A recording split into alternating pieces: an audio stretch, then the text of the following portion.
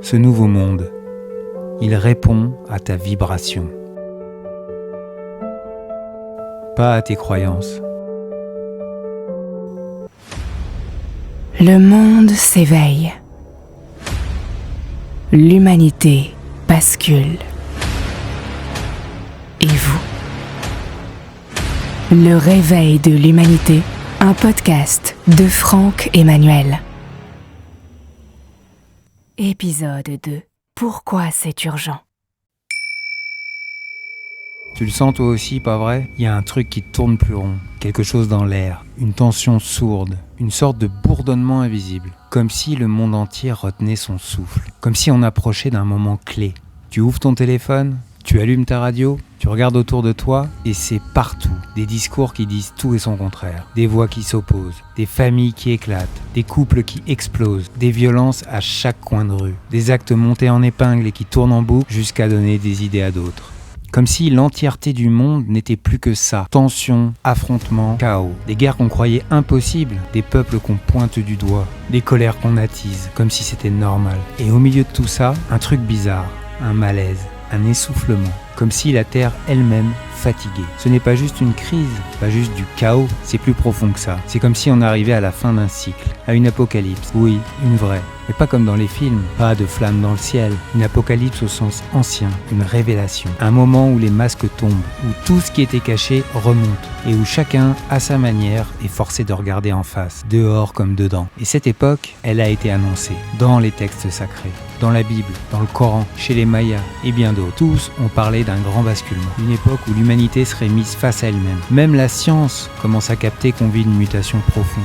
Et crois-moi, les gouvernements le savent très bien. Ils le savent au plus haut niveau, mais ils n'en parlent pas. Ou pire, ils le camouflent, parce qu'un peuple éveillé, c'est beaucoup plus difficile à contrôler. Alors on continue à divertir, à endormir, à désinformer. Mais plus le voile s'épaissit, plus la lumière se ferait un chemin. Alors pendant que les experts commentent, que les gouvernements tempèrent, que les influenceurs masquent le réel avec du vide, que les médias déforment au lieu d'informer, le feu, lui, avance. Dans les forêts, dans les villes, dans les cœurs et dans les corps. Tout ce qui s'éveille le sent. C'est pas juste un pressentiment, c'est pas une mode, c'est une mutation, un point de bascule. Et si t'es encore là, c'est sûrement que tu l'as ressenti toi aussi.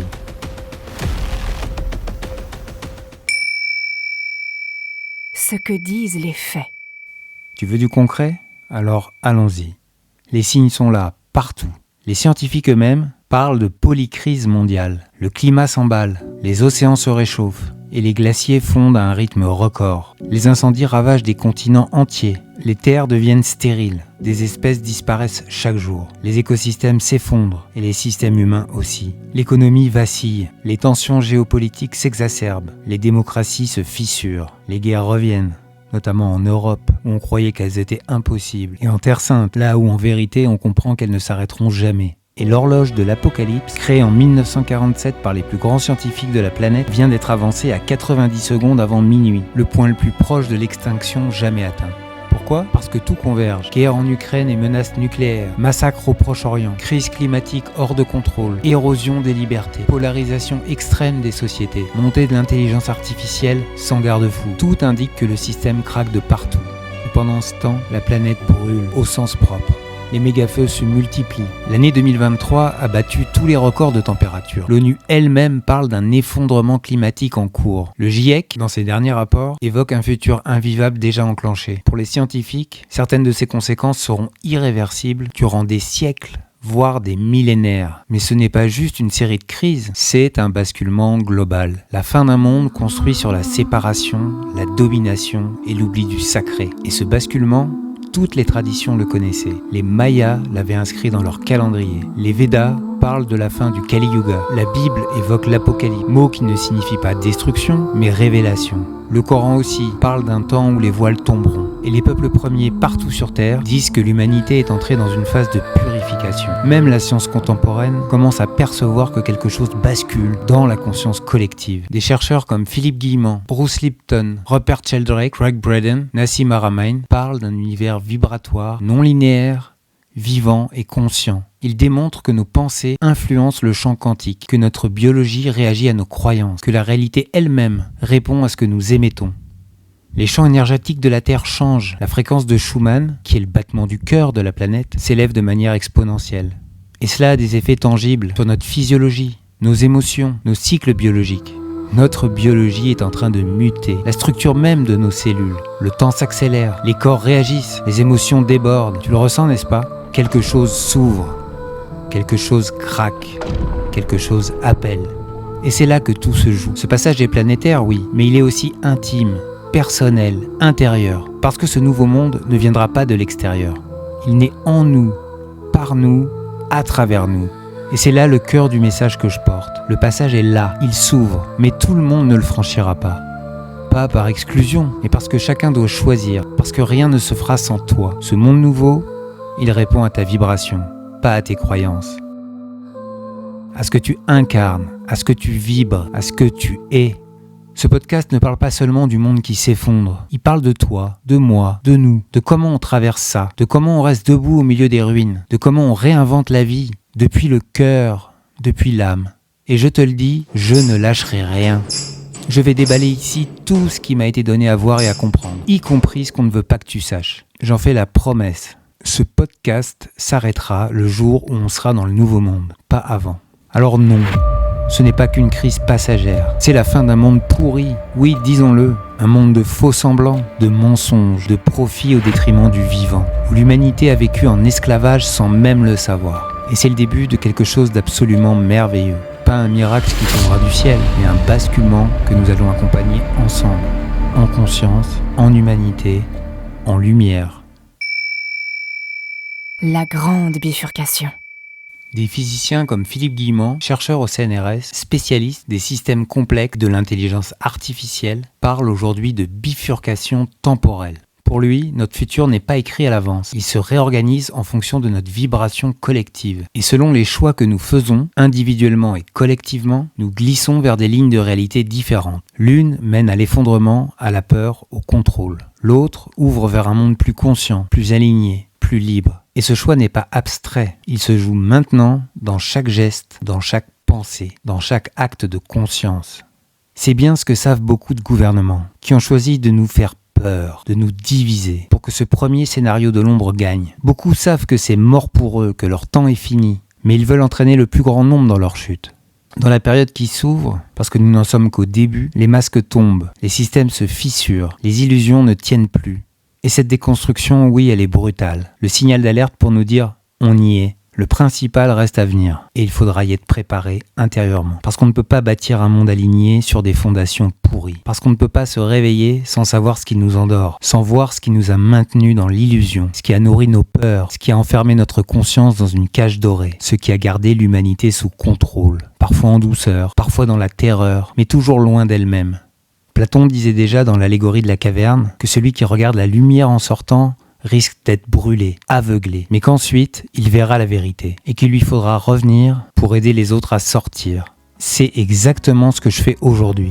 Je suis sorti, j'ai été brûlé, transformé, retourné. Et si je reviens ici, si je parle, c'est uniquement pour tendre la main à ceux qui sont encore dans l'ombre, à celles et ceux qui savent déjà, celles et ceux qui se sont éveillés depuis longtemps, celles et ceux qui portent ce feu, celles et ceux qui ont envie qu'on l'amplifie ensemble. Alors dis-moi, dans quelle catégorie tu te reconnais ? Tu peux laisser un commentaire, maintenant, sur YouTube. C'est là qu'on commence à faire cercle. C'est comme ça que la vibration devient collective.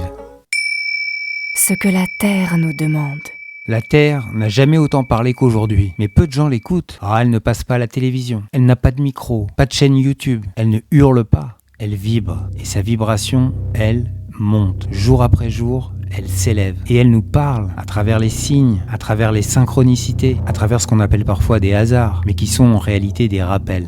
Des rappels à l'ordre, pas à l'ordre social, ni à l'ordre établi, à l'ordre du vivant, à cette grande intelligence naturelle qui régit tout et qu'on a voulu contrôler, exploiter, coloniser. Mais elle revient, elle reprend sa place et elle nous demande, nous aussi, de revenir à notre juste place. Pas au sommet de la pyramide, mais au cœur du cercle. Parce que depuis toujours, elle nous a tout donné, sans rien demander. La terre nous a nourris, portés, chauffés, guéris. Les peuples premiers, les peuples racines, des aborigènes aux Amérindiens, en passant par les Maoris ou les San d'Afrique, la remerciaient chaque jour. Ils marchaient pieds nus pour la sentir vibrer. Ils priaient avant de cueillir. Ils demandaient pardon avant de chasser. Parce qu'il savait qu'elle est vivante, il savait qu'elle est sacrée. Mais l'homme moderne, lui, s'en moque, il l'exploite, il la fore, il la découpe, il l'empoisonne, il la traite comme un stock de ressources, comme une poubelle à ciel ouvert. Et même là, elle a tenu bon. Mais aujourd'hui, elle réagit, elle parle plus fort, et parfois elle hurle. Tremblement de terre, tempête, inondation record, incendie incontrôlable, éruption volcanique, tsunami, extinction de masse. Elle fait comprendre que c'est trop, qu'on est allé trop loin. Et ce qu'elle nous demande, ce n'est pas qu'on joue les héros. Elle ne nous demande pas de la sauver. Encore moins avec des mesurettes sur le CO2, des accords de Paris qu'on ne respecte même pas, des marchés carbone qui vendent du vent, des slogans verts qui cachent des intérêts gris. Elle ne veut pas de nos sparadraps technocratiques. Elle saura très bien se sauver, elle. Elle n'a pas besoin de nous pour ça. Ce qu'elle attend, c'est qu'on se souvienne, qu'on se rappelle qu'on est elle, et que tout ce qu'on détruit à l'extérieur, on le détruit dedans. Parce que plus on détruit, plus on s'épuise, plus on pollue, plus on s'empoisonne, plus on s'éloigne du vivant, plus on se déshumanise. Alors non, ce n'est pas juste une montée vibratoire dans les airs, c'est un rappel à l'incarnation, un appel à ressentir, à ralentir, à s'aligner, à aimer, à aider, à s'unir. Parce que ce que la Terre nous demande, ce n'est pas de la sauver, c'est de nous souvenir que nous sommes elle, qu'il n'y a jamais eu de séparation, et que l'heure est venue d'en finir avec cette illusion. L'âge d'or commence ici. Mais surtout, c'est urgent parce que ce qui se passe à l'extérieur n'est qu'un reflet de ce qui se passe à l'intérieur. On s'effondre à l'intérieur. Et cette secousse, chacun la vit différemment. Fatigue chronique, perte de sens, violence, dépression, hypersensibilité, troubles du sommeil, éruption émotionnelle. Mais ce ne sont pas des erreurs, ce sont des signaux. Le corps nous parle, l'âme nous secoue. Elle nous murmure que quelque chose de plus vaste est en train de se jouer, qu'il est temps de reprendre conscience d'elle, de reconnaître en nous cette part oubliée, notre puissance créatrice, notre lien avec le divin. Elle nous pousse à revenir à l'essentiel, à nous réaligner sur notre axe intérieur, avant que tout se désaxe autour de nous. Et ce n'est que le début. L'Apocalypse, ce n'est pas la fin du monde, c'est la fin d'un monde, celui du paraître, de la peur, du contrôle, de la domination, celui des masques, de la course, de l'oubli de soi. Et cette fin-là est notre plus belle chance, une immense opportunité. C'est, malgré les apparences, la plus magnifique période que l'humanité ait jamais connue, qui s'ouvre devant nous, un véritable âge d'or qui émerge lentement des ruines du vieux monde. Une renaissance collective où l'amour, la conscience et la vérité reprennent leur juste place. Celle où tout devient possible, celle où les consciences s'élèvent par millions, celle qu'annoncent de nombreuses voix guidées, que je vous ferai découvrir ici si vous ne les connaissez pas encore. C'est un passage, un accouchement.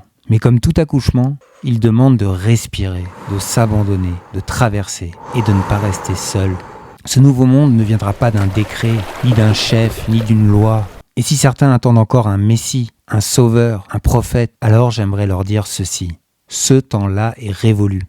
Pas parce qu'il était faux, mais parce qu'il a rempli son rôle. Parce que ces textes, ces figures, ces promesses étaient des récits pour une humanité qui apprenait encore à marcher. Et aujourd'hui, il est temps de se lever, non pas pour suivre un homme, mais pour reconnaître en soi cette énergie christique, non pas comme une personne à venir, mais comme une fréquence vivante disponible en chacun de nous. C'est d'ailleurs ce que révèlent en profondeur les 3 grands textes sacrés des religions abrahamiques, quand on les lit avec le cœur et non à travers des filtres hérités. Une lecture symbolique, vibratoire, étouffée depuis des siècles par des lectures enfantines, figées, qui ont transformé des messages vibratoires en histoire à suivre, plutôt qu'en vérité à incarner. Et on en parlera. Je ferai des vidéos pour explorer tout ça, l'éveil, l'Apocalypse, le cœur du message spirituel, dans chaque tradition. Pas pour diviser, mais pour rassembler ce qui a toujours dit la même chose avec des mots différents. Ce réveil ne tombera pas du ciel. Il s'incarne, il s'infuse, il se choisit. Et c'est à nous, désormais, d'en être les porteurs. Et maintenant, qu'est-ce qu'on fait ? Je ne dis pas ça pour t'effrayer. Je le dis pour que tu saches que si tu ressens ce tremblement, tu n'es pas fou. Si tu sens que quelque chose presse, que ça pousse de l'intérieur, tu n'es pas seul. Alors dans les prochains épisodes, on ira voir ensemble comment traverser cette période sans s'éteindre, comment transformer l'urgence en appel, comment garder son axe quand tout vacille autour, comment s'affranchir des systèmes toxiques sans se couper du monde, comment se guérir soi-même pour mieux guérir le vivant. Comment éviter les pièges que les forces de l'ombre et parfois la société elle-même nous tendent pour nous empêcher de nous éveiller. Et parfois, ces pièges viennent de plus près encore, de notre propre mental, de notre ego blessé, de nos résistances intérieures. Parce que ce n'est pas toujours l'extérieur qui nous freine. Parfois, c'est nous qui avons peur de changer de fréquence. On verra pourquoi il est vital d'incarner l'amour du vivant, au cœur même du chaos. Et comment faire de cette transition une initiation, pas une fuite. On verra aussi comment faire de l'abondance et des miracles son quotidien. Parce que ce n'est pas en échappant au monde qu'on le transforme. C'est en le traversant, éveillé, aligné, relié. Parce que ce n'est pas la fin, c'est le début de quelque chose de plus grand. Et pour celles et ceux qui veulent aller encore plus loin, ou découvrir mon histoire que je ne raconterai pas ici, je viens d'écrire un livre. Il est né de ce même feu, de cette urgence intérieure. Il paraîtra en début d'année prochaine aux éditions du Dauphin Blanc, un éditeur indépendant, canadien, qui ne se contente pas de publier des livres, mais qui soutient des vrais messages d'éveil. On s'est compris tout de suite, parce qu'on parle la même langue, celle du cœur, de la conscience, de la transformation. C'est aussi eux qui ont accompagné des voix comme Arwen Delaréo, dont je reparlerai ici, dans ce podcast. La lumière se partage. Et si je te dis tout ça, si je prends la parole maintenant, c'est parce que c'est urgent. Pas urgent comme on l'entend à la télé, urgent au sens de l'âme. Parce qu'un message m'a été transmis, net, profond. Et je ne suis pas le seul à l'avoir reçu. Je ne donnerai pas de date, mais je peux te dire une chose très concrète. Le grand basculement aura lieu dans moins de 10 ans. Et d'ici là, la fréquence de la Terre va monter, encore, jusqu'à des seuils insoutenables pour ceux qui refusent de s'aligner. Pas comme une punition, mais comme un ajustement radical, vibratoire, qui va toucher le corps, l'émotionnel, le mental et tout ce qui n'est plus juste. Des symptômes vont surgir, des burn-out, des maladies, des accidents, des ruptures, des blocages, mais aussi des révélations, des guérisons, des percées fulgurantes. On n'est pas dans la peur, on est dans une montée. Et chacun, selon sa fréquence, va suivre ou décrocher. Alors oui, c'est urgent. Pas pour courir, mais pour s'aligner, pour s'ancrer, pour choisir son camp, celui du vivant, celui de l'âme, celui de la conscience. Parce que ce nouveau monde, je le répète, il ne viendra pas de l'extérieur. Il naît en nous, par nous, à travers nous. Et c'est pour ça que je te parle. Parce que le temps presse et que le passage s'ouvre maintenant. Ce passage, certains l'appellent la 5D, d'autres parlent d'ascension, de nouvelles terres, de saut quantique ou vibratoire. Peu importe le vocabulaire, ce qui compte, c'est que cet état est déjà là, pas ailleurs, pas demain, ici, maintenant. Un état où tout s'accélère, où les synchronicités deviennent flagrantes, où le temps se plie, où les intentions justes se matérialisent presque instantanément, où l'intuition devient une boussole fiable, où l'énergie circule avec une telle intensité qu'on ne peut plus tricher avec soi-même. Ce n'est pas un rêve, c'est un champ de conscience déjà accessible pour celles et ceux dont l'âme est prête, alignée, présente, vibrante.